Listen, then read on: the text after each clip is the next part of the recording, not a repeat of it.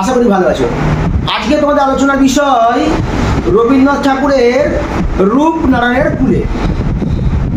কবিগুরু রবীন্দ্রনাথ ঠাকুর বাংলা সাহিত্যের একজন বিশ্বকবি। 1913 খ্রিস্টাব্দে গীতাঞ্জলি কাব্যের ইংরাজি অনুবাদ দি সং অফ হিয়ারিংয়ের জন্য রবীন্দ্রনাথ ঠাকুর বিশ্বকবি শিরোপা অর্জন করেছিলেন। সেই রবীন্দ্রনাথ ঠাকুর সারা জীবন ধরে যত কাব্য লিখেছেন তার শেষ জীবনে শেষ বয়সে বিশেষ উল্লিখিত কাব্যগ্রন্থের নাম হচ্ছে শেষ লেখা।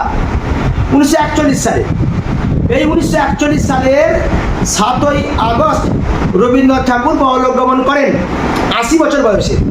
আর এই 1941 সালের 13ই মে শেষ লেখা কাব্যগ্রন্থের আমাদের আলোচ্য রূপনারায়ণের কুলে কবিতাটি লেখা হয়। তখন ভোর 3:15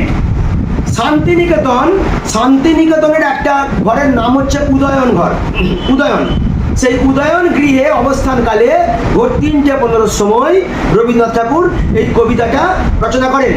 যদিও রবীন্দ্রনাথ ঠাকুরের লেখার ক্ষমতা ছিল না, তার রাইটার কবিতাটা লিখতেন, কবিতাগুলো লিখতেন, আর রবীন্দ্রনাথ সেই সময় নিজে বলতেন। অর্থাৎ বক্তা রবীন্দ্রনাথ, রাইটার সেটাকে রচনা করছেন।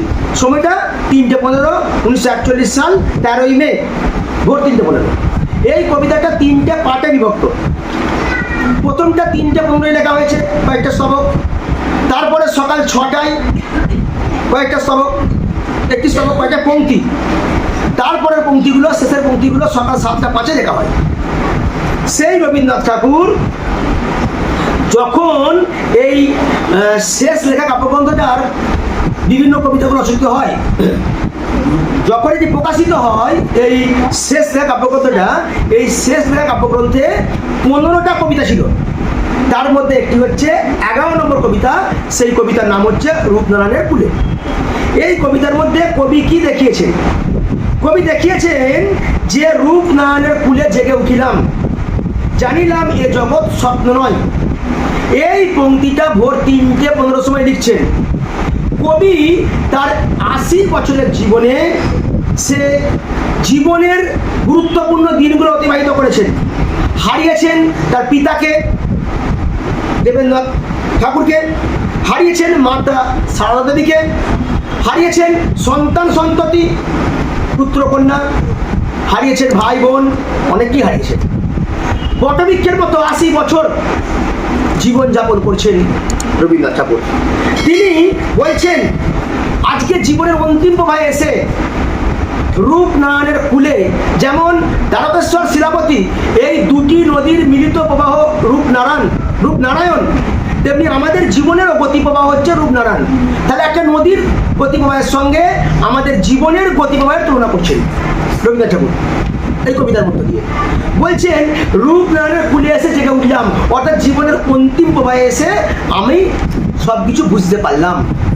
আমার জীবনে যা ঘটে গেছে, জীবনে বিগত দিনের ফেলে আসা দিনগুলো যেগুলো ঘটে গেছে, হারিয়ে গেছে, সেগুলোর জন্য আমি যে হাহুতাশ করেছি, আমি যে কষ্ট পেয়েছি, সেই কষ্ট পাওয়াটা আমার সাজেনি।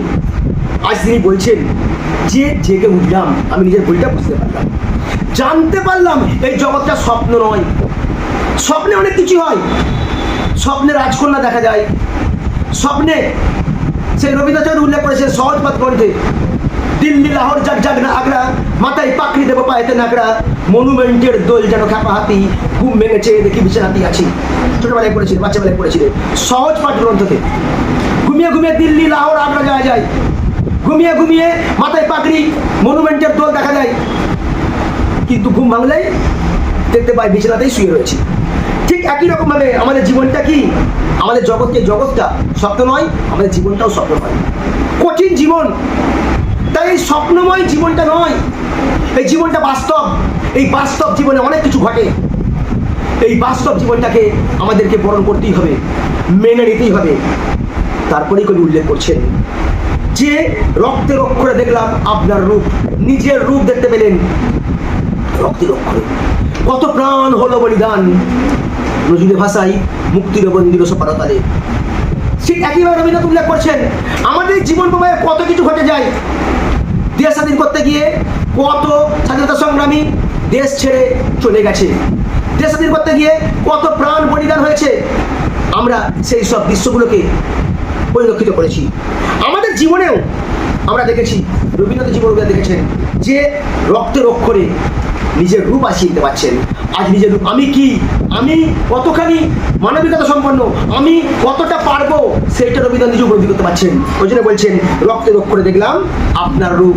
তারপরে বলছেন চিনিলাম আপনারে আঘাতে আঘাতে বেদনায় বেদনায়। নিজেকে চিনতে পারলাম। মানুষ তখন নিজেকে চিনতে পারে ঠোক্কর খেতে খেতে, আঘাত খেতে খেতে, দুঃখ পেতে খেতে, কষ্ট পেতে পেতে।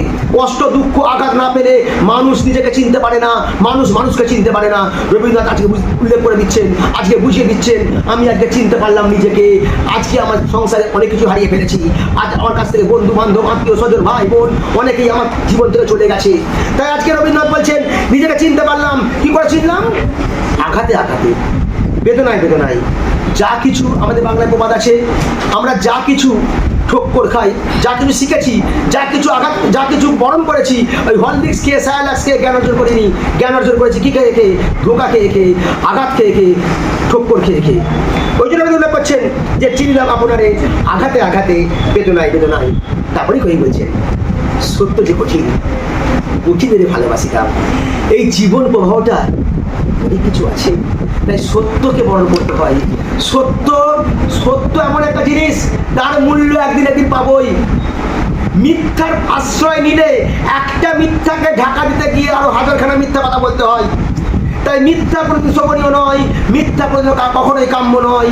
রবীন্দ্রনাথের ভাষায় যে সত্য সবসময় কঠিন হয়, সে প্রচুর কষ্টকর, তাই কঠিনকে ভালোবাসতে হয়। কারণ কঠিন সত্য কখনো বঞ্চনা করে না। যে কঠিন পথে চলে সে জীবনে একদিন না একদিন সাকসেস হবেই। তাই সাকসেস অর্জন করতে গেলে সোজা পথে যায় না, জীবনে চড়াই উতরাই থাকে। এই বাধা অতিক্রম করে যেতে পারলেই তবে আমরা সফলতার শীর্ষে গিয়ে অবস্থান করতে পারবো। কবি উল্লেখ করছেন সত্য যে কঠিন, কঠিনের ভালোবাসিলাম। এই সত্য কখনো, কঠিন সত্য কখনো বঞ্চনা করে না, কখনো কাউকে ঠকায় না। কঠিন সত্য যে অবলম্বন করে সে একদিন না একদিন সে সফলতার শীর্ষে পৌঁছাবেই, সে একদিন না একদিন সাফল্য অর্জন করবেই। কবি তখনই উল্লেখ করছেন আমৃত্যু দুঃখের তপস্যা এই জীবন। যে জীবনে দুঃখ আসবেই, দুঃখ ছাড়া জীবনে আনন্দ আসে না। যেমন আলো বলে অন্ধকার তুই বড় কালো, অন্ধকার বলে ভাই তাই তুমি আলো। অন্ধকার আছে বলেই আলোর এত কদর, কালো আছে বলেই ফর্সার এত কদর। জীবনে দুঃখ আছে বলেই জীবনে আনন্দর এত কদর। ওই জন্য কবি উল্লেখ করছেন আমৃত্যু দুঃখের তপস্যায় জীবন। মৃত্যু পর্যন্ত প্রতিটা মানুষকে দুঃখ কোনো না কোনো সময় পেতে হবেই। দুঃখ পেলেই তবে সে সুখের কদরটা বুঝতে পারবে। যে সারা জীবন সুখ পেলে দুঃখের কদর সে বুঝতে পারবে না, একই রকম ভাবে সারা জীবন দুঃখ পেলেও সে সুখের কদরটাকে উপলব্ধি করতে পারবে না। তাই মৃত্যু পর্যন্ত দুঃখের তপস্যা মানুষকে করতেই হয়। কবি সেই জন্যই বলছেন সত্যের দারুণ মূল্য লাভ করিবারে মৃত্যুতে সকল দেনা শোধ করে দিতে। সত্যের দারুণ মূল্য লাভ করতে গেলে, সত্যের যে মূল্যটা, সেই মূল্যটা লাভ করতে গেলে তাকে দুঃখকে বরণ করতেই হবে, তাকে দুঃখটা পেতেই হবে। কারণ মৃত্যু হয়ে যায় মানে জীবনের সব শেষ। মৃত্যুর মধ্য দিয়েই জীবনের সব শেষ হয়ে যায়, সকল দেনাও শোধ হয়ে যায়। কারণ যখনই আমরা চোখ বোঝাবো তখন আর কেউ তোমার কাছে পাওনাদাররা কেউ এসে পৌঁছাবে না। তাই আমি যা কাজ করবো এই জীবনেই কাজ করবো, যা ফল পাবো এই জীবনেই ফল পাবো। তাই ভালো কাজ করে যাও, যাতে মৃত্যুর পরে আমাকে প্রতিটা মানুষ মনে রাখে। এই কোটি কোটি বছরের পৃথিবীতে আমরা মাত্র কয়েকটা বছরের জন্য পৃথিবীতে এসেছি। এই কয়েকটা বছরের জন্য এসে লীলা খেলা করতে এসে যদি আমার করে থাকি, তাহলে তার মতো মূর্খ বলে পৃথিবীতে কেউ আর নেই।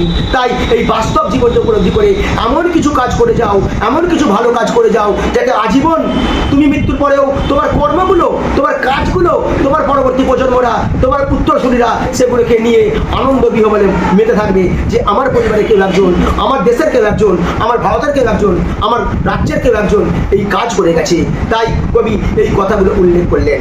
তাই রূপনারায়ণপুরের কবিতায় এত সুন্দর করে তার জীবনের কথাগুলো রবীন্দ্রনাথ ঠাকুর ব্যক্ত করলেন। ভালো থেকো, আর ভালো লাগলে সকলে এই ভিডিওটা সাবস্ক্রাইব এবং বেশি বেশি করে শেয়ার করে দিও, আর লাইক কমেন্ট করতে কিন্তু ভুলে যাবো না। ধন্যবাদ।